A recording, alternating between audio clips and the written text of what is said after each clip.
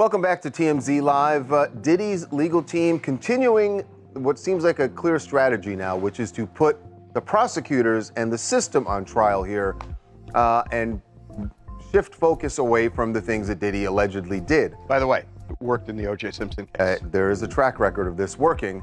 The latest thing they've filed now is questioning the search warrants that got federal agents permission to raid his homes in Beverly Hills and in Miami. So what they're essentially trying to do is say that this violated the Fourth Amendment, the right against unreasonable search and seizure. If they would prevail on something like this, all that evidence would not be admissible. And that includes, depending on your perspective, trivially or not so trivially, You're getting to baby oil, aren't you? all the baby oil, the cases and cases of baby oil that the feds say they found. And more importantly, videos. Videos which would involve at least, we know that the feds have said they've seen video that involving at least one of the victims. There are 3 alleged victims so far that they've named in the indictment.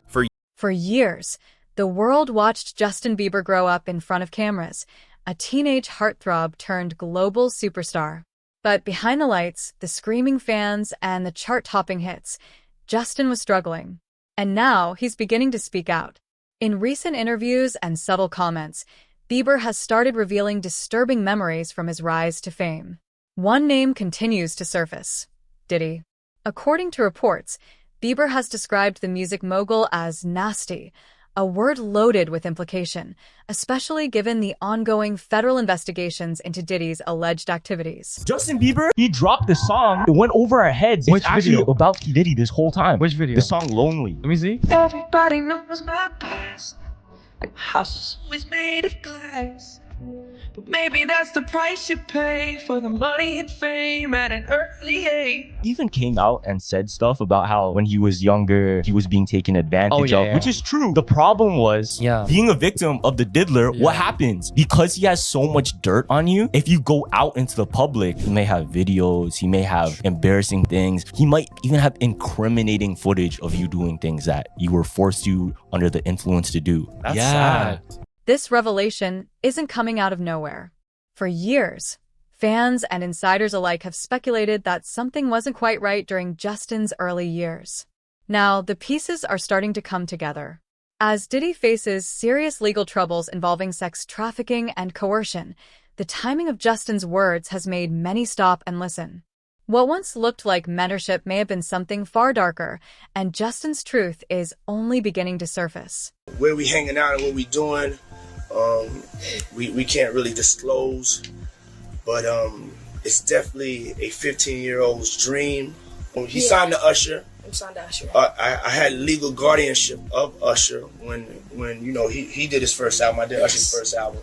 I don't have legal guardianship of him, but for the next 48 hours, he's with me. So and we gonna go full crazy. Going crazy. The infamous 48 hours, Bieber and Diddy's bonding time. One clip in particular has resurfaced, and it's raising eyebrows like never before. In the video, Diddy is seen speaking directly to the camera, explaining how he's spending 48 hours with a 15-year-old Justin Bieber. He calls it the time of his life. At the time, it may have been laughed off as eccentric celebrity behavior. But in today's context, especially amid mounting legal issues and disturbing allegations against Diddy, the footage has taken on a chilling new meaning. Just to protect my integrity and that virgin hole I was telling you about. Right. Because P. Diddy be wanting to party. And you gotta tell him no. You got to tell him no. Hey, speaking of this love, is love. I saw a guy on the internet the other day who said he used to be your security guard, who said that when you were dating J-Lo, Will Smith and Jada tried to pick her up on a threesome and you were gonna beat up Will Smith. Is that true? But this show has gotten crazier since the last time I No, it's all about love, though. That's not true. You really heard that? Well, yeah, I watched it on the internet. You're telling me I can't believe everything I read? I don't know what you're talking about. Jimmy, I thought we was friends. Where did this go? In the video, Diddy refers to himself as taking charge of Bieber for those 2 days. He speaks of wild fun and mysterious activities. But it's Bieber's body language that has people talking now. He appears visibly uncomfortable, awkward, and unsure how to respond. What sounded like playful teasing now feels loaded with power imbalance. Was it just harmless celebrity bonding? Or was there something more? With Diddy's name now associated with multiple lawsuits and accusations of inappropriate behavior, this old footage could be a key piece in understanding the bigger picture. If they were to grant his motion and say the evidence isn't in, it's going to really wound the prosecutor. Honestly, the prosecutor's got to go back to the drawing board for a lot of I just don't think that's going to happen. Yeah. I don't think that's going to happen. Okay, we're going to move on. Fans have been very concerned about Justin Bieber after some photos and videos in the last few weeks. And their concern in seeing images like this is thinking that perhaps he is in the middle of some drug binge. That's what the buzz has been. And a lot of people have been saying this when they see him out at events with Haley at times. Well, Haley and Justin are not immune to this. They have seen a lot of this, and they say that fans have this all wrong.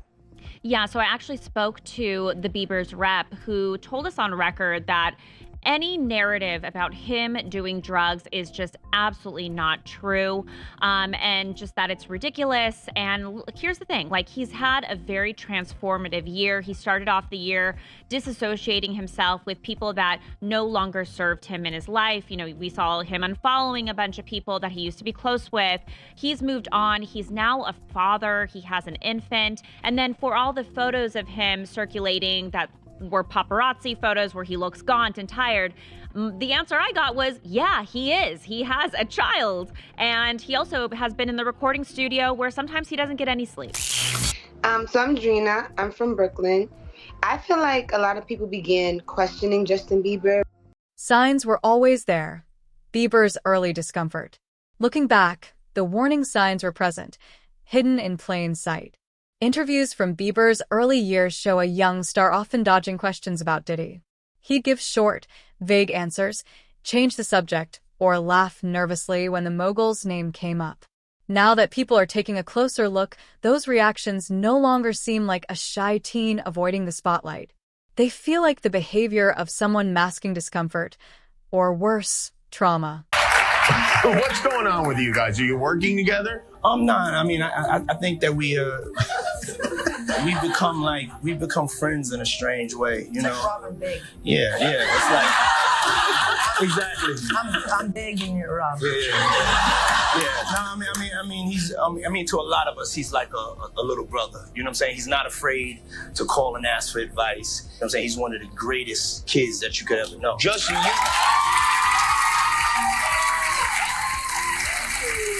you know, he could buy you one also while you're out. He got me a Lamborghini. Yeah. Oh, that's nice. I haven't gotten it yet, though. Yeah, I know. When is that coming, that Lamborghini? We talked about this last time. He had the Lamborghini for a day or two, and he had access to the house. And he knows better than to be talking about the things that he does with Big Brother Puff on national television. Apparently not. Everything ain't for everybody.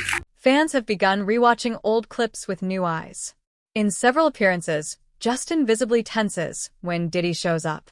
Behind the jokes and the polite smiles, there's a different energy, one that's been overlooked for too long. Even those close to Justin have admitted he eventually began avoiding Diddy altogether. As he got older and gained more control over his life, their contact reportedly faded.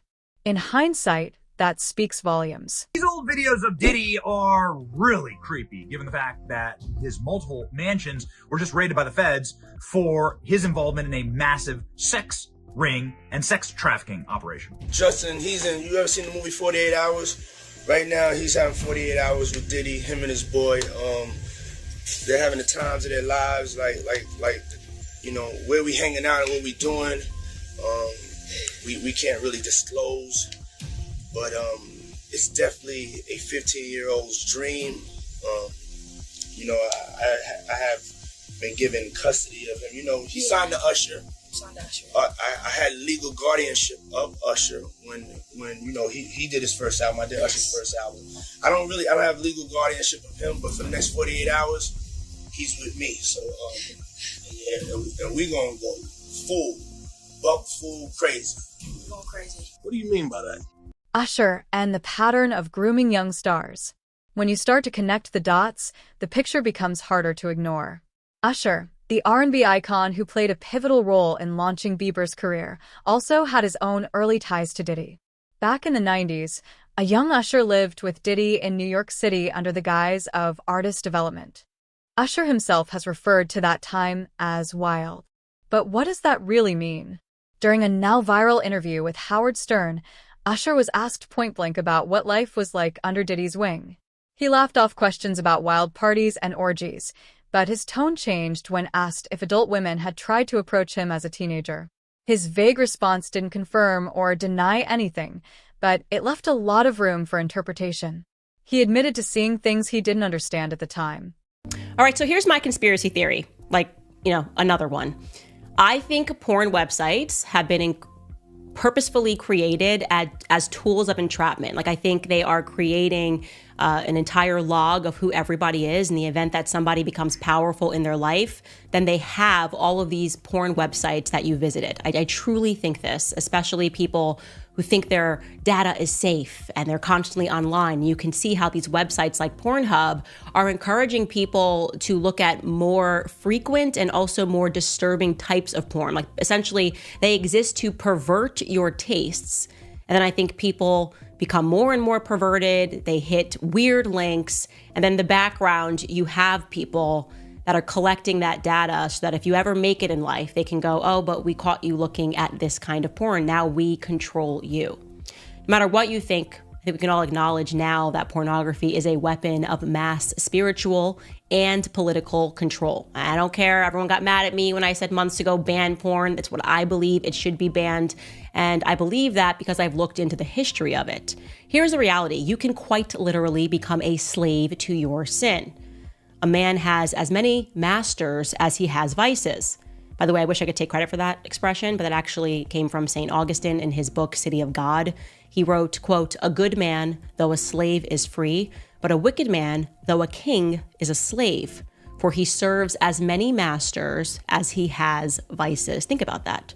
If you have a vice and you think you're in control of that vice, you're really not. That vice is actually in control of you. And that is mentioned, St. Augustine's words is mentioned in this book that I'm holding. I think it's required reading for all men. It really looks into the history of pornography in our society. That's a book by Catholic author Dr. E. Michael Jones, and it's entitled Libido Dominandi, Sexual Liberation and Political Control.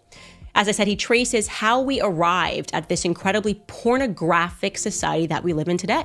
I mean, do you even recognize everything is softcore porn? If you're on Instagram, if you're watching a woman and she's selling a Gucci bag, for whatever reason, she has to be naked. Have you ever asked yourself why? The similarities between Usher's and Justin's stories are unsettling. Two teenage boys, both prodigies in music, both brought into Diddy's orbit under the label of mentorship, both exposed to high-powered celebrity culture far beyond their years. And now, both are connected to a figure at the center of disturbing federal investigations. This isn't just about a few isolated cases. It's beginning to resemble a pattern, one where mentorship may have been used as a smokescreen for grooming. Diddy's consistent proximity to young male talent, his powerful influence in the industry, and his now-questioned behavior are forcing people to reconsider what was once brushed off as just the industry. For Justin Bieber, this history matters. It suggests he wasn't just one unlucky kid who got caught in the wrong circles. He was potentially part of a long-standing system designed to control, exploit, and silence. A system that Diddy has allegedly used to his advantage for decades. All right, guys. So my unofficial correspondent, Ian Carroll, he's the guy that's on TikTok who does all of these deep dives. Very fun account for you to be following. We'll definitely include him in the links in the description here. So back in 2018, you may not remember this. I certainly did not remember this until Ian Carroll dug this up, but there was a shooting by a man named Jonathan Bodie at the Trump National Doral Hotel in Miami, okay? And this shooting is back in the news, like I said, because Ian Carroll has dug it up. And I'm gonna tell you why this is now a very relevant shooting that happened in the past. But first, I'm gonna let Ian jog your memory about what exactly took place that day. Take a listen. This is from back in 2018. and it's sped up, and there's a couple places where the time lapses, and I won't show you the whole thing. But basically, this guy, Jonathan Odie, walks in with a gun. Somewhere it just time lapsed. He's got a giant American flag. He drapes it all across the counter. Pulls down the chandelier, he said. He shoots some rounds at the ceiling, and then he basically just stands there and waits for police to come.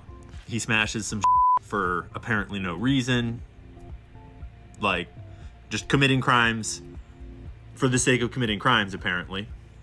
And then he just stands around with a gun, and now the cops are outside, and he's like kind of giving up and surrendering, but maybe they're not realizing it or accepting it. So then he pulls out a gun, starts shooting at them, doesn't hit any of them as far as I'm aware. He runs out of bullets or something. Not sure what happens exactly, but at a certain point, he decides it's time to book it. Okay, so why is Ian digging up this old shooting? Well, that man, Jonathan Bodie, had a very interesting interview with the police thereafter. Diddy's empire of silence and power. Diddy didn't just build a music empire. He built a fortress, one guarded by money, influence, fear, and silence. For decades, he was untouchable, hailed as a mogul, trendsetter, and hip-hop kingmaker. But now, as federal investigations close in and lawsuits pile up, we're beginning to understand the darker side of his empire and how people like Justin Bieber may have become collateral damage. What made Diddy's reach so dangerous wasn't just his fame, it was his ability to silence. Former associates have come forward describing Diddy's tactics of control and manipulation. Lawsuits from women like Cassie Ventura and music producer Lil Rod allege hidden cameras, blackmail, trafficking, and forced acts. According to them, nothing was random. Every party, every interaction was calculated. Young artists like Bieber were pulled in under the guise of mentorship. Once inside, many say it became a trap, a system where compliance was expected and discomfort was ignored. For a teenager like Justin, it would have been nearly impossible to push back. And even if he tried, who would listen? They're going to hear about my party, they're going to be shutting them down, they're going to probably be arresting me, doing all types of crazy things just because we want to have a good time. Come out and play. It just makes me feel like I know how to throw a party. That's Diddy with E.T. in 1999 telling a joke, which has now come true. What's up, E.T., baby? Hope you're ready for the wildest, longest ride of your lives. E.T. spent the day with the then 29-year-old who was seemingly proud of the wild reputation surrounding his blowout bashes. They won't even give me a permit for the parties, man. They don't want me to throw the parties no more. But we ain't gonna stop. The dreams fulfilled, you're rocking with the best. People from all walks of life. Ron Perlman talking to Jay-Z. Jay-Z talking to, you know what I'm saying? It just goes on and on. It's day 7 for Diddy behind bars. His next court hearing has been set for October 9th. 'Cause I'm public enemy #1. But back to his parties. I said, everybody, come on over to the house. For years, rumors swirled, stories emerged, and still Diddy thrived. He sat on magazine covers, collected awards, and expanded his brand. Industry insiders say that if anyone dared speak up, they were blackballed, discredited, or quietly paid off. That's the kind of silence only power can buy. Now, with federal agents knocking and the world watching, Diddy's empire isn't just cracking, it's crumbling. And as those walls come down, we're not just uncovering a pattern of alleged abuse. We're seeing how a system enabled it. Justin Bieber's recent comments aren't just accusations. They're revelations about how deep the rot goes and how long it was allowed to grow. There is one term that has gone viral since the indictment of Sean Diddy Combs, more than anything else. You've heard it here on Sidebar, you've heard it amplified in the media. It is called a freak-off. This alleged sexual performance that is at the center of this criminal case facing the rapper and producer Sean Diddy Combs. And I'm going to go over some of the details of these freak-off sessions as laid out in the government's indictment and in their subsequent letters that they filed with the court when they argued against Combs' bail, which by the way, was denied twice. Now, he's currently locked up in the Brooklyn Detention Center. Combs is facing charges of racketeering conspiracy, sex trafficking by force, fraud, or coercion, transportation to engage in prostitution. We've mentioned it before, but he could be looking at 15 years to life in prison. That's how serious these charges are. But the main theme here, the main allegation, is that Combs led a criminal enterprise. As Justin Bieber's career soared, his personal life was falling apart behind the scenes. What many saw as rebellion or spoiled behavior was, in truth, a breakdown, years in the making. Fame, pressure, manipulation, and early exposure to people he now describes as nasty took a toll that nearly cost him everything, including his life. His mother, Patty Millett, once said she lost her son to fame. In interviews, she shared how the boy she raised became unrecognizable, a victim of excess, surrounded by people who didn't care about him, only what he could do for them. And at the center of that circle, influential figures like Diddy. But back to his parties. I said, everybody, come on over to the house. While it's not a crime to attend a Diddy event, several of the civil lawsuits allege sex crimes occurred during those wild parties. I've got a lot I can't tell. Can't tell that one either. The question now could pass attendees like Ashton Kutcher, Demi Moore, Kelly Osbourne, Justin Bieber, and Usher be potentially questioned by federal investigators. Oh my God. I lived with Sean Puffy Combs for a year. There were very curious things taking place. Anyone who attended one of Diddy's parties dating back decades should be concerned. So Diddy's rich and powerful friends should make sure they have lawyers on standby as the feds may come knocking. Over the weekend, all of Usher's posts on Twitter mysteriously disappeared, leading some to speculate it was related to Diddy. But the singer says his account was hacked. Saturday, we were with Tiffany Haddish, who played a bouncer in Diddy's 2022 Gotta Move On music video. And of course, he made a cameo in Girls Trip. Bieber admitted in various interviews and in his documentary that he used substances like Xanax, lean, and marijuana to escape the constant anxiety and emotional pain. He confessed to waking up and using immediately just to numb the pressure. He was paranoid, exhausted, and spiraling while the world was watching and judging, not helping. He also opened up about the strain his addictions put on his relationships, especially with his mother and later with his wife, Haley. He described feeling ashamed and distant, pushing away the very people trying to save him. It wasn't just about the drugs. It was about the damage already done. But in the chaos, Justin found an anchor, his faith. He credits his relationship with God for pulling him back from the edge and giving him a second chance.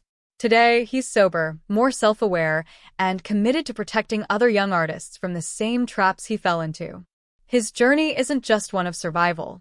It's a warning, a cautionary tale about what happens when power goes unchecked and young stars are left unprotected. And to get to the latest on Combs, his children speaking out overnight, and another accuser has come forward. Aaron Katersky has been tracking all this for us. Good morning, Aaron. Good morning, Michael. Combs and Sam Bankman-Fried are sharing a dormitory-style unit in protective custody in jail. Strange bedfellows in jail. And now his children this morning are speaking out. This morning, the children of Sean Diddy Combs are speaking out for the first time since their father's arrest last week. 4 of Combs' 7 children writing on Instagram, "We have seen so many hurtful and false rumors circulating about our parents, Kim Porter and Sean Combs' relationship, as well as about our mom's tragic passing, that we feel the need to speak out. Claims that our mom wrote a book are simply untrue. She did not, and anyone claiming to have a manuscript is misrepresenting themselves. A 60-page unverified book published earlier this month claimed to be the collection of diaries of Porter, who died at the age of 47 in 2018. The children, who don't mention their father's arrest in the statement, go on to write, "Our mother should be remembered for the beautiful, strong, kind, and loving woman she was." The industry's complicity. Who protected Diddy?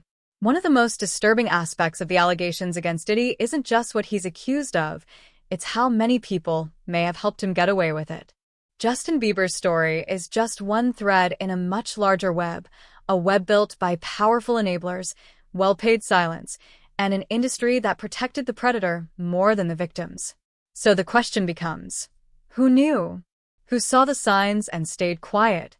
Justin's unease in interviews, his avoidance of Diddy, the cryptic moments caught on camera, those weren't invisible. They were ignored by managers, PR teams, executives, and maybe even fellow artists. Seems like Kim Kardashian might be facing some serious consequences for her alleged involvement in Diddy's activities. The latest reports suggest that during the raid on Diddy's house, authorities uncovered some disturbing footage that implicates Kim in some wrongdoing. So, industry insiders have long whispered about Diddy's wild parties, secret recordings, and manipulative control. Some stories, like the infamous freak-offs mentioned in lawsuits, sound too dark to believe until you realize how many similar patterns are emerging from different sources. Justin wasn't the only young artist under Diddy's watch. Usher lived with him. Other young protégés came through his circle. And yet, no one in power intervened. No label. No publicist. No mentor said, "This is wrong." Why? Because Diddy was a kingmaker. And when someone can make or break your future, silence becomes currency. Of reality TV and a whole business mogul, well, Sis just hinted at something that's got everybody talking. In a recent interview, Kimmy Cakes allegedly revealed that she was low-key forced into some situations by none other than Diddy and Jay-Z themselves. But hold up, it gets even messier. According to Kim, attending such parties felt like an obligation, a way to stay connected with the elite in Hollywood. She basically said that if you wanted to stay in the loop and rub shoulders with the big dogs. But that silence is now being shattered. As more lawsuits emerge and federal agents dig deeper, those who once looked the other way are being exposed. Justin Bieber's allegations are powerful not just because of what he endured, but because they force us to ask, how many others suffered in silence while the industry cashed checks?